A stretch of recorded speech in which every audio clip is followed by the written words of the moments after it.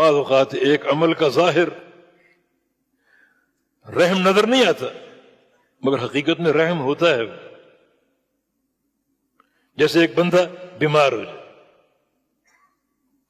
یہ بیماری کس نے دی؟ اللہ تعالی نے. تو اس کو رحمت کہو گے یا زحمت کہو گے؟ بظاہر ایک تکلیف ہے، لیکن ایک انسان اگر غور کرے تو اس میں بھی رحمت کا پہلو موجود ہے. نبی علیہ السلام کی حدیث ہے،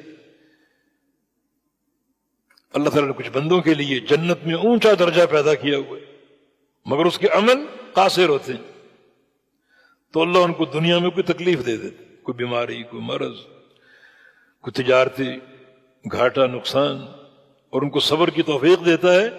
وہ اس بیماری پر صبر کر کے اس اونچے درجے کے اہل بن جاتے ہیں. نبی علیہ السلام کی حدیث ہے لا یزال البلاء بالرجل، کہ ایک آدمی کو آزمائشیں گھیرے رہتی ہیں حتیٰ کہ اس کی زندگی میں یہ وقت آ جاتا ہے یمشی علی الارض ولیس علیہ اثم، وہ زمین پر چلتا پھرتا نظر آتا ہے اور اس کے ذمے کوئی گناہ باقی نہیں ہوتا. تو بظاہر تو بیماری ایک زحمت ہے، تکلیف ہے، اذیت ہے، مگر یہاں بھی رحمت کا پہلو موجود ہے. بندے کی آخرت سنور رہی. الحمى حظ كل مؤمن من النار، دنیا کا بخار جہنم کا حصہ سمجھ لیجئے.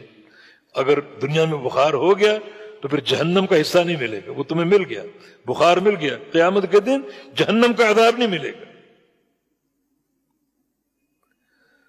تو بظاہر اذیت ہے، حقیقت میں رحمت.